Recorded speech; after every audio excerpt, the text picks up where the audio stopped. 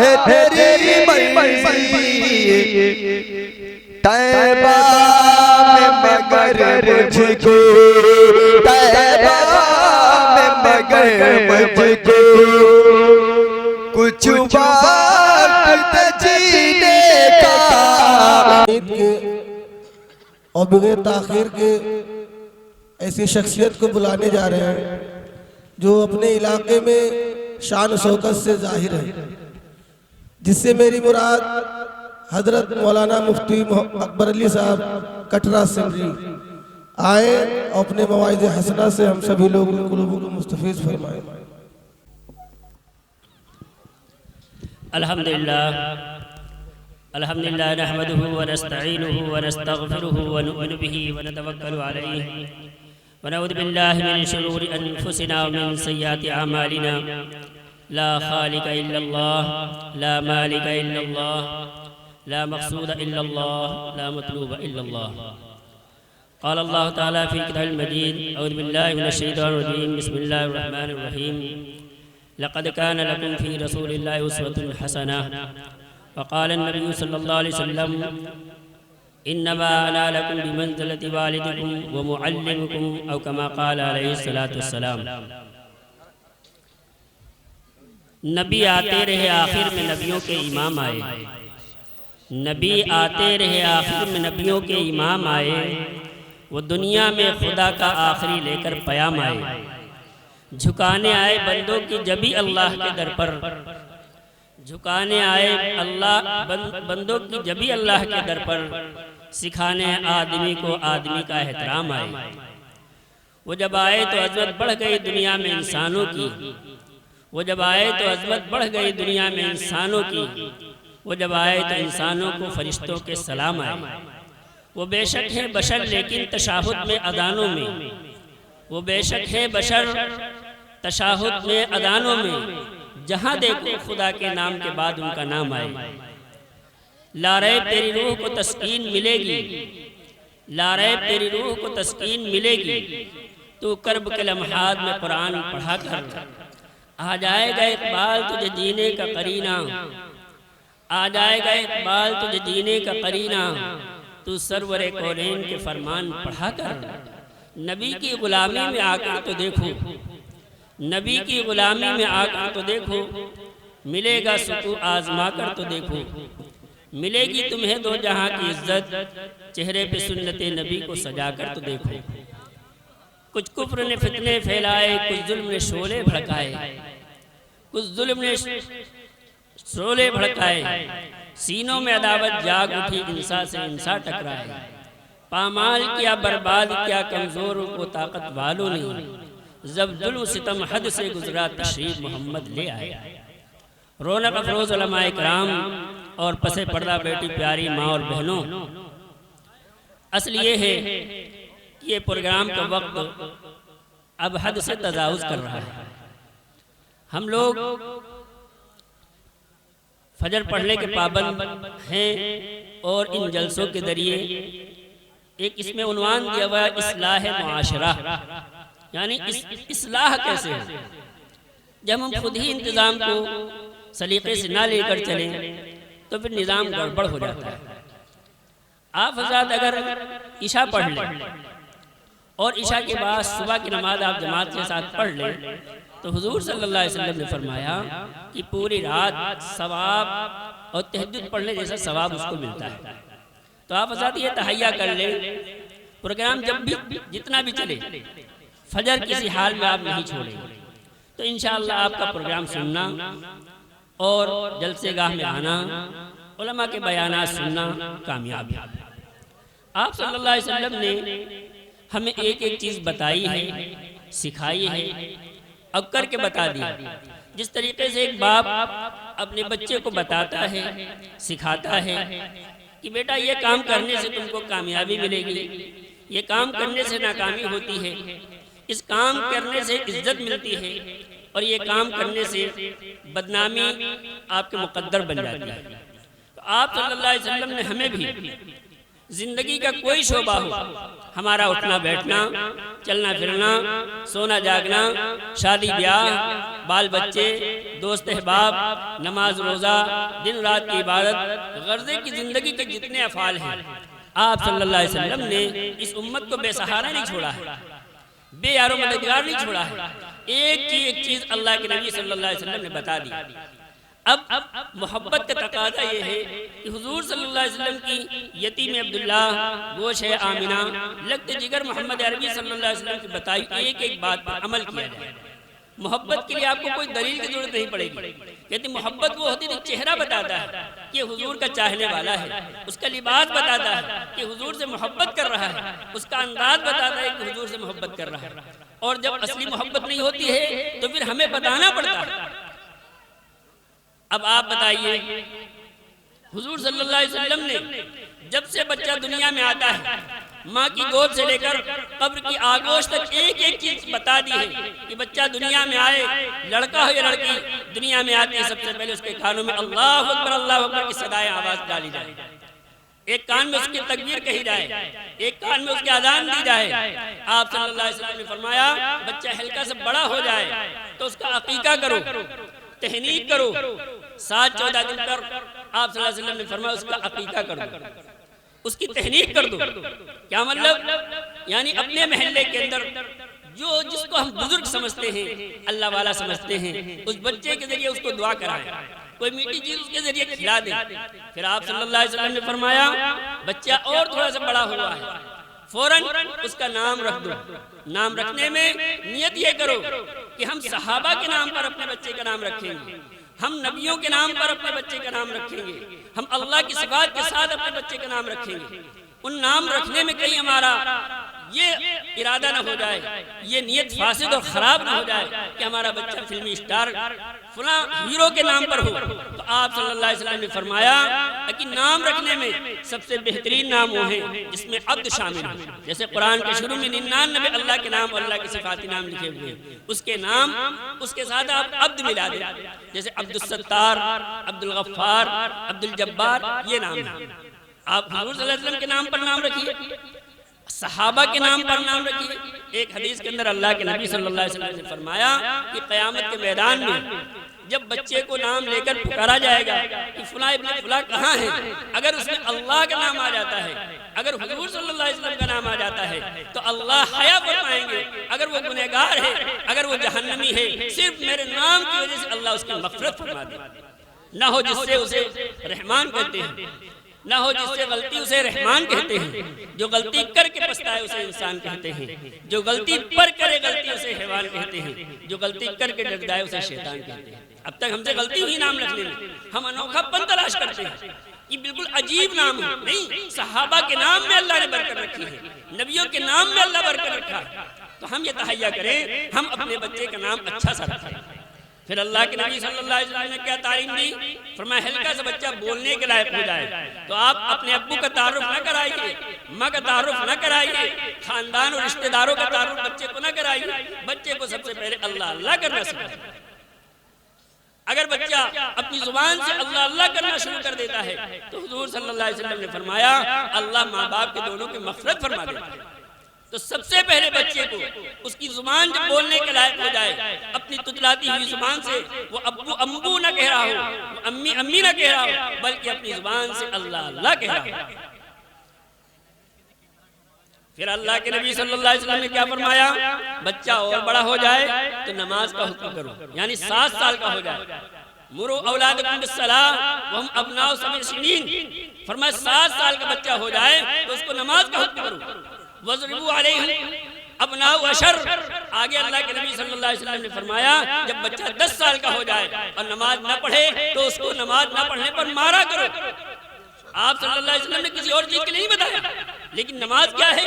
ایک صحابیہ حضرت سیدہ زنیرہ رضی اللہ تعالیٰ عنہ کے بارے میں آتا ہے کہ آنکھوں کی نابینا ہو گئی، آنکھوں کی روشنی ختم ہو گئی، مکے کی گلیوں سے گزری تو دشمنوں نے ان کو تانا دے دیا، اے زنیرہ تمہاری آنکھوں روشنی اس لیے ختم ہوئی ہے کہ تم نے اللہ کو اللہ مانا ہے اور حضور کو اپنا نبی بنا لیا ہے، ان بتوں کی پوجا پاٹ کرو تو یہ بت خوش ہو کر اور تمہاری آنکھوں روشنی واپس کر دے۔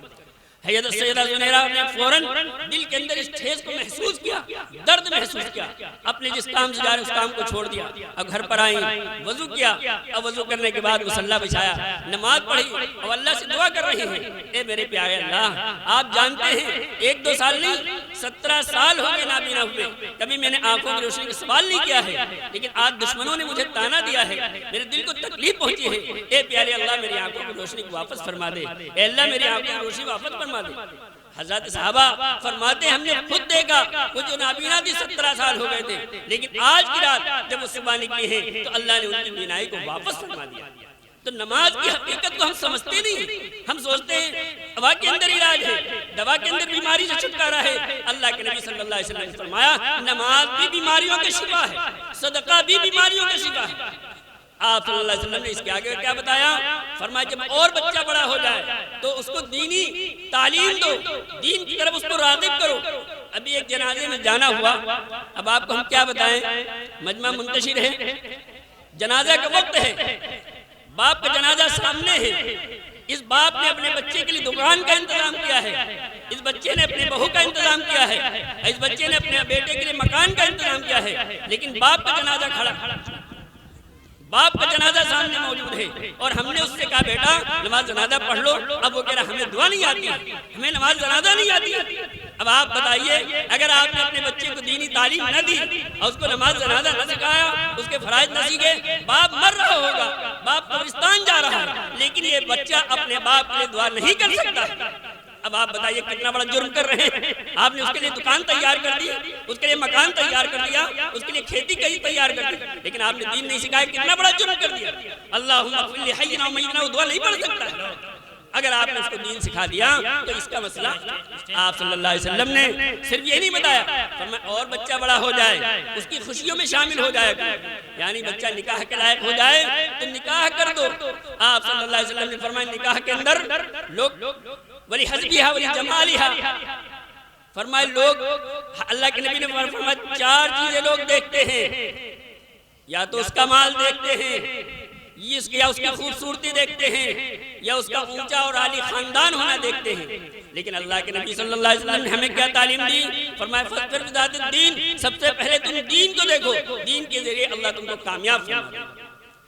ہم جس انتخاب کرنے جا رہے ہیں جس داماد کا اور جس بہو کا، تو فرمایا اس میں سب سے پہلے ہم کو دین دیکھنا ہے، نہ ہم خوبصورتی دیکھیں، نہ مال دیکھیں، نہ اونچا خاندان دیکھیں۔ اگر دین مل جاتا ہے تو فرمایا اللہ کے نبی صلی اللہ علیہ وسلم نے یہ بہو جو آنے والی گھر میں ہوگی یہ جنت کا گھر ہمارے نمونہ بنا دے گی، اور اگر دین نہ ہوا تو یہ گھر ہماری مصیبت کا ذریعہ بن جائے گا۔ اب آپ سوچئے حضرت عمر رضی اللہ تعالیٰ امیر المومنین ہیں، کیا مقام ہے؟ اللہ کے نبی صلی اللہ علیہ وسلم نے فرمایا اگر میرے بعد کوئی نبی ہوتے تو حضرت عمر ہوتے، لیکن اپنی بہو جب تلاش کرنے جا رہے ہیں تو کیا دیکھ رہے ہیں؟ ایک گھر کے اندر سے آواز آ رہی ہے کہ بیٹی دودھ میں پانی ملا دے۔ اب بیٹی کہہ رہی اس وقت کے امیر نے منع فرما دیا، امی جان اس وقت کا بادشاہ وہ کہاں؟ فرمایا فَأَيْنَ اللَّهُ فَأَيْنَ اللَّهُ، اللہ کہاں چلا جائے؟ امیر المومنین دیکھے نہ دیکھے لیکن اللہ دیکھ رہا ہے۔ حضرت عمر رضی اللہ تعالیٰ اسی چرواہے گھر پہ نشان لگا دیا، فرمایا یہ بہو ہمارے لائق ہے، ہمارے بچے کی بہو یہ بننے کے لائق ہے، یہ اس کی بیوی بن سکتی ہے جس کے اندر اللہ کا خوف ہو، اللہ کا دھیان ہو، اللہ کا ڈر ہو۔ اور ہم مال دیکھتے ہیں، ہم ٹکر کے دیکھتے ہیں، اور جہاں ٹکر دیکھتے وہیں وہ ٹکراتی ہے، پھر ہم کہتے ہیں حافظ جی تعویذ بنا دیجئے اور ذرا ہماری بہو ایسی ہو گئی۔ ارے ہم جب ٹکر کے دیکھتے ہیں ہم دین دیکھتے ہی نہیں، ہم تو مال دیکھتے ہیں، ہم خوبصورتی دیکھتے ہیں، اس میں ہمارے لیے دھوکہ ہو جاتا ہے۔ اللہ کے نبی صلی اللہ علیہ وسلم نے فرمایا رشتہ کرنے میں سب سے پہلے دین کو دیکھ لو۔ آگے اللہ کے نبی صلی اللہ علیہ وسلم نے کیا فرمایا؟ نکاح کے اندر فرمایا برکت والا نکاح کون سا ہے؟ آپ صلی اللہ علیہ وسلم نے 11 نکاح فرمائے، اپنی صاحبزادیوں کا نکاح فرمایا ہے، فرمایا برکت والا نکاح وہ نکاح ہوتا ہے جس میں کم خرچ ہو، جتنا خرچ بڑھتا چلا جائے گا مصیبت اور اللہ کی ناراضگی اس میں بڑھتی چلی جائے گی۔ نکاح کے اندر ہم کم سے کم خرچ کریں، فرمایا اللہ کے نبی صلی اللہ علیہ وسلم نے کہ وہ نکاح برکت والا نکاح ہے۔ پھر فرمایا نکاح کے اندر اللہ کے نبی کی تعلیم اور کیا ہے؟ فرمایا جب نکاح کرو تو اعلان کر کے کرو کہ فلاں کی لڑکی اور فلاں کا لڑکا نکاح ہونے جا رہا ہے۔ اللہ کے نبی صلی اللہ علیہ وسلم نے اس وقت کیا تعلیم دی؟ فرمایا نکاح مسجد میں کرو۔ اللہ کے نافرمان جو ہیں وہ جب نکاح کرتے ہیں تو عیاشی کے لیے، نفس پرستی کے لیے، لیکن یہ نکاح جو ہونے جا رہا ہے اللہ کے مومن کا، فرمایا یہ عبادت ہے، اللہ کا حکم ہے، نبی کا طریقہ ہے۔ اگر اس نبی کے طریقے کے اندر مسجد کے ہم نکاح کریں گے، فرشتوں کا ماحول ہوگا، اور پھر مسجد کے ماحول کے اندر وہ رحمتیں و برکتیں ہوں گی، کہیں ہمیں وہ چیز نہیں مل سکتی۔ تو فرمایا نکاح جب بھی کرو تو اعلان کر کے نکاح کرو، اور فرمایا نکاح کرو تو مسجد میں اللہ کے گھر میں نکاح کرو، تاکہ اللہ کی برکت اور اللہ کی خوشنودی حاصل ہو۔ آپ صلی اللہ علیہ وسلم نے اس کے اور آگے کیا تعلیم دی؟ فرمایا اس کے آگے تعلیم، فرمایا بچہ تجارت کرتا ہے، تجارت میں سچائی اپناؤ، کھیتی باڑی کرتا ہے اس کے اندر سچائی اپناؤ۔ فرمایا اگر ہم سچائی کا معاملہ تجارت کے اندر، کھیتی باڑی کے اندر کر دیتے ہیں تو فرمایا اس کا مقام، اس کا حشر انبیاء شہداء صدیقین کے ساتھ ہے۔ ہم وہ مقام تو حاصل نہیں کر سکتے ہیں، لیکن برف کے کھیت میں ہم آگ لگا سکتے ہیں، برف کے کھیت میں ہم آگ لگا سکتے ہیں، آگ کے کھیت کو ہم گلزار بنا سکتے ہیں۔ آج پھر رحمت عالم کی سنت کا سہارا لے کر ہم زمانے کو مصیبت سے بچا سکتے ہیں۔ ہماری مصیبت یہ ہے، ہماری پریشانی یہ ہے، ہماری بیماری یہ ہے کہ ہم صرف جلسہ ضرور کراتے ہیں، لیکن حضور صلی اللہ علیہ وسلم کی سنتوں پہ چلنا آ جائے، اللہ کے حکم پہ ہمیں چلنا آ جائے، ہم گناہوں کو چھوڑ دیں، یہ ہم سے نہیں ہو سکتا۔ ہم ضرور سنتے ہیں جلسے اور ہم خوش ہو جاتے ہیں کہ ماشاءاللہ ہماری بستی کے اندر جلسہ ہوگا۔ میرے بھائیوں، اللہ کے نبی صلی اللہ علیہ وسلم کی سنت میں جو اللہ نے نور رکھا ہے، ایک واقعہ آپ کو اپنا ہم بتا دیں۔ تقریباً ہو گئے 3 مہینے بھی، اور ودھان سبھا ایک پڑھتا ہے تو ہم وہاں نماز پڑھنے جاتے، کبھی جمعہ۔ ہم راستے میں جا رہے تھے اور یہی پگڑی بندھی ہوئی تھی، اور ہماری گاڑی پہ ہمارا بچہ بھی بیٹھا تھا، اس نے بھی پگڑی باندھ رکھی تھی۔ تو جب لال بتی پہ پہنچے تو پولیس والے نے ہم کو روکا، کہا حافظ جی کنارے لگائیے، بہت سختی کے ساتھ بولا۔ تو ہم نے کہا بھائی ہمارے پاس سارے کاغذات ہیں اور نماز ہم کو پڑھانی ہے، ہم کو جانے دیجیے۔ تو کہنے حافظ جی کنارے لگائیے۔ ہم نے کنارے گاڑی لگائی اور دوڑتا ہوا بیچارہ پولیس والا آیا اور کہنے لگا حافظ جی ہم آپ سے کوئی کاغذات نہیں مانگ رہے، ہم آپ کا کوئی ڈیل نہیں دیکھ رہے ہیں، آپ کی یہ شکل اور آپ کا چہرہ بتا رہا ہے کہ آپ کچھ ہیں، ہماری ماتا بیمار ہیں، آپ دعا کر دیں۔ اور فوراً اسے 500 کا نوٹ نکالا اور ہمارے بچے کو دیا، کہا اس کو جا کے چیز دلا دے، اس کو بسکٹ دے۔ آج بھی اللہ نے اس چہرے کے اندر، ہم مکار ضرور ہیں کہ یا رب تیرے محبوب کی شباہت لے کے آیا ہوں، یا رب تیرے محبوب کی شباہت لے کے آیا ہوں، حقیقت یہ ہے کہ صورت لے کے آیا ہوں۔ ہم ضرور جھوٹے صحیح، لیکن اللہ نے اس کے اندر جو نور رکھا ہے، اس سنتوں کے اندر جو جان اللہ نے رکھا ہے، وہ کہیں غیروں کے طریقے میں آپ کو نہیں ملے۔ اللہ کے نبی صلی اللہ علیہ وسلم نے آگے کیا تعلیم دی؟ فرمایا تجارت کے اندر سچائی، اور کیا بتایا؟ فرمایا لین دین نرمی اختیار کرو۔ اگر کسی کے اوپر کوئی قرضہ ہو گیا، کوئی کھوٹے سکے لے کے آ گیا، اللہ کے نبی صلی اللہ علیہ وسلم نے فرمایا اس کو عرض برت لیا کرو، یعنی اس کے ساتھ رعایت کر دیا کرو۔ پھر فرمایا اگر تم اللہ کی مخلوق کے ساتھ رعایت کر رہے ہو تو کل میدان حشر کے اندر اور میدان قیامت میں اللہ تمہارے ساتھ تمہارے کھوٹے گناہوں کو قبول کر لے گا، تمہارے کھوٹے اطاعت کو قبول کر لے گا۔ آپ صلی اللہ علیہ وسلم نے اس کی تعلیم دی۔ پھر فرمایا آگے، فرمایا آخری وقت آ جائے تو اس وقت کی اللہ کے نبی کی تعلیم کیا ہے؟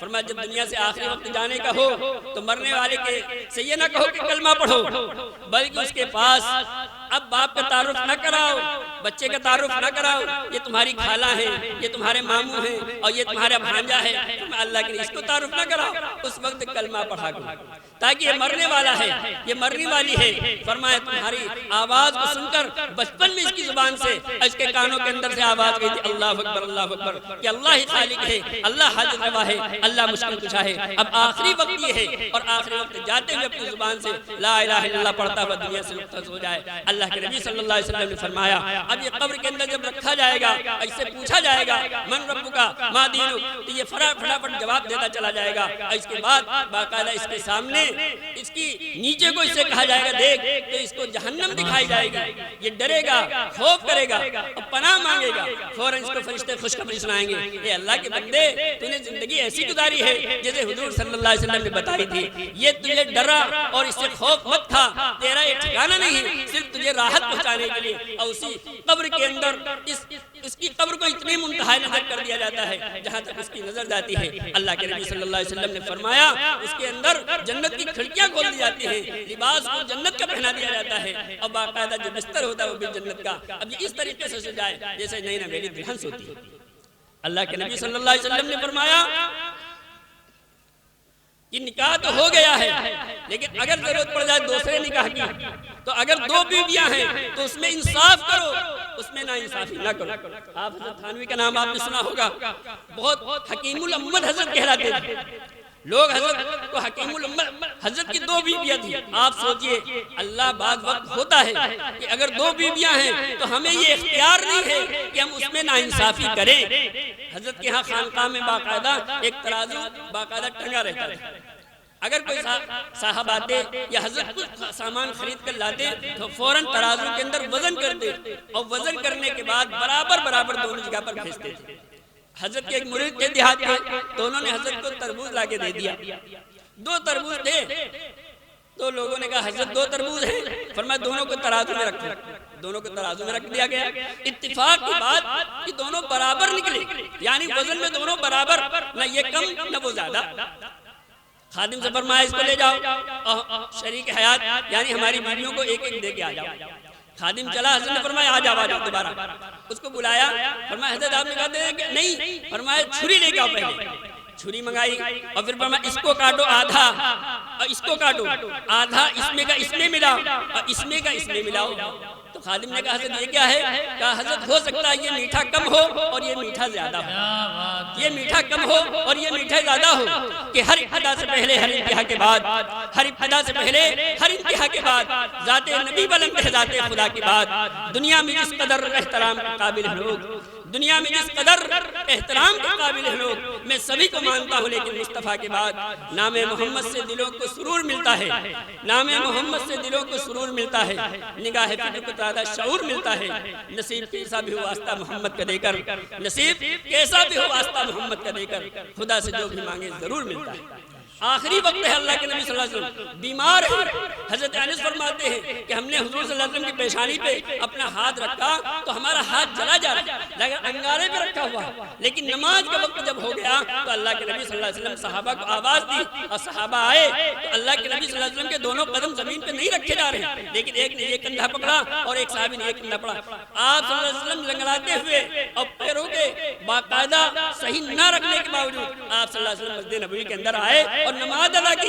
لوگوں نے کہا اللہ کے نبی آپ سخت بیمار ہیں، فرمایا بیماری اللہ کی طرف سے رحمت ہوتی ہے، اگر ہم چاہتے ہیں ہماری بیماری صبر بنے، شکر بنے، اور ہماری بیماری کے اندر ہمارے گناہ معاف ہو جائیں، تو فرمایا جب بیماری آئے تو اے اللہ تیرا شکر ہے اب تک تو نے صحت عطا فرمائی تھی، اگر اس طریقے جملے کہہ جاتے تو فرمایا گناہوں سے یہ کفارہ بن جاتا ہے، اور اگر ہم بیماری آ جائے واہ ویلا کریں۔ اب بتائیے اس بیماری کے اندر نماز کتنا اہتمام فرمایا ہے۔ اللہ کے نبی صلی اللہ علیہ وسلم دنیا سے رخصت ہو رہے ہیں تو 2 چیزوں کا حکم اپنی امت کو فرما رہے ہیں، اے لوگوں نماز کا خیال رکھنا، اے لوگوں نماز کا خیال رکھنا، اے لوگوں نماز کا خیال رکھنا، اپنے خادموں اپنی خادماؤں کا خیال رکھنا۔ کیوں فرما رہے ہیں؟ کیا پر معلوم کہ نماز ایک ایسی چیز اللہ نے بنائی ہے کہ کسی حال میں معاف نہیں ہے۔ آپ کھڑے ہو کر اگر نماز نہیں پڑھ سکتے ہیں تو آپ بیٹھ کر نماز پڑھیں، اگر آپ بیٹھ کر نماز نہیں پڑھ پا رہے ہیں تو آپ لیٹ کر نماز پڑھیں، اگر آپ لیٹنے میں بھی آپ کو دقت ہے تو آپ اشارے سے نماز پڑھیں، آپ کو نماز کسی حال میں معاف نہیں۔ اور قبر کے اندر اگر اللہ کا نافرمان جاتا ہے، آپ نے بارہا سنا ہوگا فضائل اعمال کے اندر، اس کے ساتھ کیا حشر ہوتا ہے۔ اس لیے میرے بھائیوں میرے پیاروں، ہمارا مقصد یہ نہیں ہے کہ آپ سب بیان سن لیں اور واہ واہی لوٹ دیں۔ طوفان نوح لانے سے چشم کیا فائدہ ہے، طوفان نوح لانے سے چشم کیا فائدہ، 2 اشک بہت ہے اگر کچھ اثر کرے۔ اگر آپ نے ہماری بات سن کر اور عزم کر لیا ہے، ارادہ کر لیا ہے کہ اللہ کے حکموں پہ چلیں گے، نبی کے طریقے پہ ہر حال میں چلیں گے، اپنی جان لگائیں گے، اپنے بچوں کو قربان کریں گے، اپنے مال کو چھوڑ دیں گے، لیکن اللہ کے نبی صلی اللہ علیہ وسلم کے طریقے کو ہم نہیں چھوڑیں گے، تو آپ دیکھیں گے ان مسلمانوں کو جو آج ذلت اور رسوائی کا منہ دیکھنا پڑ رہا ہے، کوئی ایسی تاریخ اور کوئی ایسا دن نہیں آئے گا آپ دیکھیں گے جس میں مسلمانوں کی طرف بھی نظر نہ آئے، بشرطے کی آپ سب سے پہلے یہ تہیہ کر لیں کہ آپ صرف زمان کے حضور کے متبع اور حضور کے عاشق نہ بنیے، بلکہ آپ عمل بتائے، آپ کا چہرہ بتائے، آپ کے کپڑے بتائیں اور آپ کے معاملات بتائیں، آپ کی تجارت بتائیں کہ آپ حضور کے چاہنے والے ہیں۔ حضور کے چاہنے والے کیسے ہوتے ہیں آپ جانتے ہیں؟ ایک انگریز نے ایک واقعہ لکھا کہ ایک گلی کے اندر سے گزرا تو وہاں پر اس راستے کے اندر کچھ کانٹے ببول کے پڑے ہوئے اور وہ رک گیا، اور رکنے کے بعد ان ببول کو اس نے اٹھایا اور کہنے لگا ہمیں لگتا ہے کہ اس گلی اور کوچے کے اندر سے کوئی حضور کا چاہنے والا نہیں گزرا۔ تو لوگوں نے کہا بھئی ایسا کیوں تم کہہ رہے ہو؟ فرمایا اللہ کے نبی نے فرمایا، یعنی مسلمانوں کے نبیوں نے فرمایا ہے کہ اگر راستے میں کوئی تکلیف دہ چیز ہو تو اس کو ہٹا دیا کرو۔ تو اس نے کہا اب تک کوئی گزرا ہو یا نہ گزرا ہو، لیکن اب یہ کانٹا اٹھا کر اور ہم کلمہ پڑھتے ہیں اشہد ان لا الہ الا اللہ و اشہد ان محمد عبدہ ورسولہ۔ ایک وقت تھا لوگ ہماری گلی اور کوچے سے ایمان قبول کر رہے تھے، ہماری شکلوں سے لوگ محبت کر رہے تھے۔ حضرت حکیم الامت رحمۃ اللہ، حضرت مولانا حسین احمد مدنی رحمۃ اللہ علیہ کے بارے میں حضرت ٹرین میں سفر کر رہے ہیں اور ایک پنجابی کے ساتھ سامنے ہو گیا، وہ پریشان ہے پیشاب کے لیے، آپ اٹھے اور فوراً استنجے کو صاف کر دیا۔ اسی ٹرین میں اس نے ایمان کو قبول کر لیا تھا۔ اس لیے میرے بھائیوں، ہر ابتدا سے پہلے ہر انتہا کے بعد، ہر ابتدا سے پہلے ہر انتہا کے بعد ذات نبی بلند ہے، ذات خدا کی بات۔ دنیا میں جس قدر احترام کے قابل ہیں لوگ، دنیا میں جس قدر احترام کے قابل ہیں لوگ، میں سبھی کو مانتا ہوں، لیکن مصطفیٰ کے بعد نام محمد سے دلوں کو سرور ملتا ہے، نگاہ فکر کو زیادہ شعور ملتا ہے۔ نصیب کیسا بھی ہو واسطہ محمد کا دے کر خدا سے جو بھی مانگے ضرور ملتا ہے۔ بے عمل دل ہو تو جذبات سے کیا ہوتا ہے، بے عمل دل ہو تو جذبات سے کیا ہوتا ہے، کھیت اگر بنجر ہو تو برسات سے کیا ہوتا ہے۔ اللہ ہم سب کو عمل کی توفیق عطا فرمائے۔ آپ حضرات کو اللہ اس بیٹھنے کو قبول کرے۔